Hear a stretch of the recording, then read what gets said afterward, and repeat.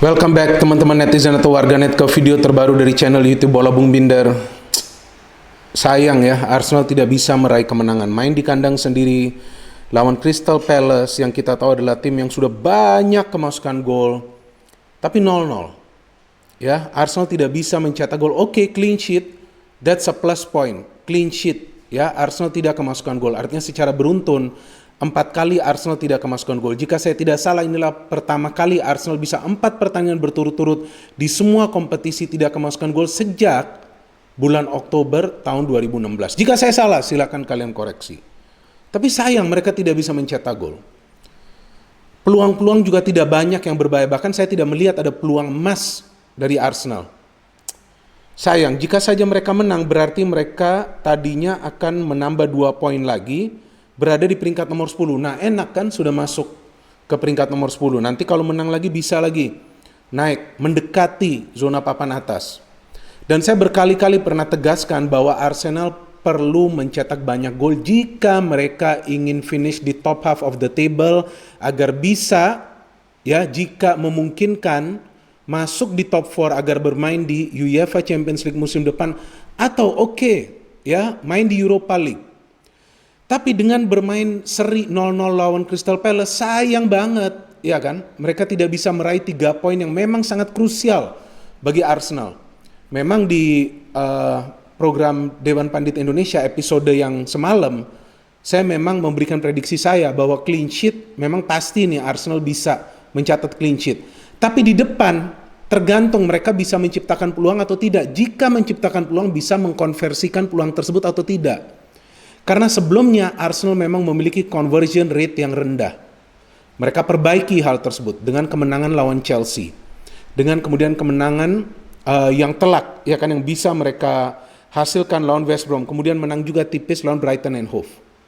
Menang lagi di FA Cup dengan skor 2-0 lawan Newcastle. So mereka sudah bisa mencetak gol. Sayang kali ini mereka deadlock. And then kapan terakhir kali Arsenal tidak mencetak gol? Lawan Burnley ketika mereka kalah 0-1. Saya berbicara English Premier League. Nah, beruntung saja nih ada Leno dan juga siapa, Granit Xhaka, sehingga Palace tidak bisa mencetak gol atau meraih kemenangan. Granit Xhaka kenapa? Ia ada melakukan block shot di first half. Tendangan yang coba dilakukan oleh Zaha. Ia ada melakukan clearance, halauan ketika Zaha mencoba memberikan crossing yang mengarah kepada Benteke. Leno kenapa? Teman-teman bisa melihat ia melakukan double save dari Benteke dari headingnya. Kemudian juga dari Zaha yang melakukan follow up. Jadi memang kita melihat bahwa peran krusial dari kedua pemain tersebut itu sangat penting di pertandingan ini sehingga Arsenal tidak kemasukan gol. Tapi kan yang dibutuhkan ini sebetulnya adalah kemenangan. Artinya Arsenal perlu mencetak gol. Ya, jika teman-teman menanyakan saya, itu kan perkiraan saya bahwa Arsenal akan clean sheet. Lebih baik jangan clean sheet dah, tapi menang di game ini because Arsenal need to top up, naik ke atas. Masalahnya di mana bagi Arsenal secara permainan? Tidak ada pemain yang mampu memberikan crossing yang akurat. Karena Arsenal are playing the crossing game. Walaupun memang sering ada serangan juga dari tengah. Tapi utamanya adalah crossing game. Tierney yang biasa lakukan itu. Tierney absen. Betul kan? Jadi tidak ada pemain dari fullback yang bisa memberikan support kepada pemain yang mencoba mencari ruang bebas di lini depan. Aubameyang, ya, one shot. Tapi lagi-lagi kan seperti yang saya selalu jelaskan. Dia selalu masuk dari wide angle. Tekuk dikit shooting, bukan begitu.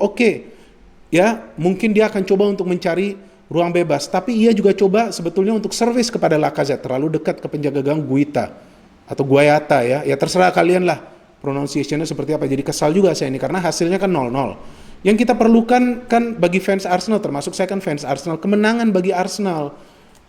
Ini buku padahal sudah saya taruh di bawah agar Arsenal menang terus.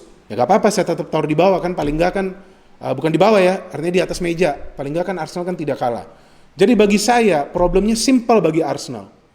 Ya, ketika ada pemain inti mereka absen yang biasanya memberikan kontribusi besar, yakni Tierney dalam urusan crossing dan juga terlibat secara tidak langsung dari gol-gol Arsenal, terlihat handicap dari Arsenal.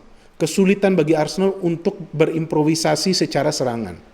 Sehingga kita tidak melihat ada pemain yang bisa melakukan gebrakan dari second line. Sedangkan ini duet Holding dengan David Luiz sangat mengkhawatirkan. Karena teman-teman bisa perhatikan dari duel-duel di udara mereka kalah. Dari situasi one on one juga mereka terlihat panik. Ya kan? David Luiz juga kita lihat terlibat ya pertengkaran atau mungkin apalah insiden dengan Zaha. Ya padahal dia kan adalah pemain senior, harusnya dia bisa mengontrol juga emosinya. Nah disinilah kita melihat bahwa para pemain senior dari Arsenal juga tidak memberikan contoh baik. Sebelumnya adalah Granit Xhaka, tapi Xhaka telah improve. He's a key player in this game. Walaupun saya kira man of the match adalah Leno. Karena 2 peluang emas dari Crystal Palace ya yang mereka ciptakan, jika tidak di-save oleh Leno, maka saya kira kemungkinan besar Palace bisa saja meraih kemenangan. Karena tim ini jika sudah mencetak gol 1001% akan bertahan total. Itu akan makin sulit bagi Arsenal ketika mereka tidak ada creative play dalam game ini. Saka is good, Emil Smith-Rowe is good, tapi kalau tidak ada dukungan seimbang dari pemain-pemain lain, yang mereka juga sulit lah untuk melakukan terobosan. Ya kita lihat di game ini mereka tidak punya backup yang untuk memberikan dukungan pergerakan. Itu yang biasa dilakukan oleh Tierney. Bellerin oke, ya beberapa kali coba lakukan overlap, tapi saya kira ia juga kehilangan Tierney. Maitland-Niles, ya ia mendapatkan 1 peluang untuk mencetak gol, peluangnya juga tidak begitu berbahaya, but his job is actually to give the crossing. His job is to shock the defense of Palace, memberikan kejutan kepada pertahanan Palace dengan pergerakan-pergerakan dinamis, proaktif, ya bukan pasif tapi aktif. Itu tidak terlihat. Jadi solusinya belilah pemain kreatif. Tolong ya, suara saya mungkin tidak sampai nih ke Inggris. Kepada manajemen Arsenal, mereka perlu membeli pemain kreatif di tengah. Partey is back, tapi mereka perlu pemain kreatif. Ya kita tidak tahu apakah Xhaka akan tetap dimainkan atau tidak jika ada pemain kreatif. Tapi pemain kreatif tersebut bisa juga bermain di sektor wide ya, seperti Aubameyang. Dan kemudian Oba bermain di depan, karena saya kira sebaiknya Oba ini bermain di depan lah. Ia kan adalah striker yang juga bisa diandalkan untuk mencetak gol. Jika ia terus bermain di wide angle, ini akan kesulitan bagi Arsenal untuk terus-menerus mencetak gol. Karena ia justru lebih terfokus untuk shooting dari wide angle, dengan itulah gayanya yang khas, tekukan shooting. Memang beberapa kali ia mencetak gol dengan gaya seperti itu. Tapi saya kira ia perlu fokus untuk mencetak gol. Musim lalu kan ia adalah top scorer dari Arsenal. Bisa ia lakukan itu. Lacazette not bad, but he's not always scoring consistently. Ini menjadi masalah bagi Lacazette. Dan dia sebetulnya sebelumnya terbantukan peran dari para pemain muda yang tidak terlihat karena tidak seimbang pergerakannya dengan para pemain senior lainnya untuk membantu dalam urusan menyerang bagi Arsenal. Jadi bagi saya, Arsenal lagi-lagi mengalami kesulitan untuk mencetak gol. Ini perlu segera selesaikan oleh Arteta. Salah satu solusinya tadi sudah saya jelaskan, belilah pemain kreatif agar serangan dari Arsenal ini tidak hanya bertumpu kepada penyerangan dari sektor flank. Karena jika ada pemain yang absen, contoh jika Saka nanti absen, siapa yang bisa diandalkan? Kan sulit, masa Ceballos?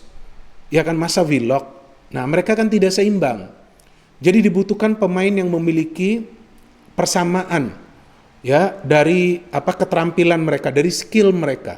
Itu yang belum ada di skuad Arsenal. Ini beda Arsenal dengan skuad-skuad lain. Contoh, kita lihat saja skuad dari Crystal Palace. Para pemain ini kan kreatif pergerakannya. Eze, untung Schlupp tidak bermain loh. Ya Benteke ini tinggal menunggu bola, kan dia dapat tuh bola 2 kali. Hampir mencetak gol. Itu luar biasa loh save dari Leno yang ia melakukan dari sundulan dari Benteke. Bagaimana Benteke bisa dapatkan itu pulang? Kan kita tahu service-nya bagus yang diberikan kepada dirinya. Good chances, so create the big chances to score. Arsenal tidak lakukan itu di game ini. Xhaka yang tentu diharapkan sekali-sekali melakukan gebrakan, tapi tidak bisa ia lakukan karena ia betul-betul fokus di pertahanan. Memang masalahnya saya kira bagi Arsenal tidak sekrusial seperti sebelumnya. Tapi lagi-lagi fokus mereka untuk mencetak gol hilang dalam pertandingan ini. Seolah-olah mereka tertekan dengan permainan cepat dari Palace. Nah yang saya bingung juga, Palace berani bermain menyerang loh di game ini.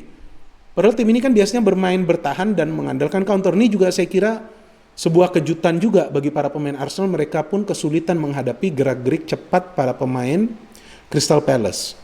Ya, beberapa kali dari set piece juga mereka bisa menyulitkan David Luiz atau juga Holding. Sayang Pablo Mari juga harus absen kan di game ini.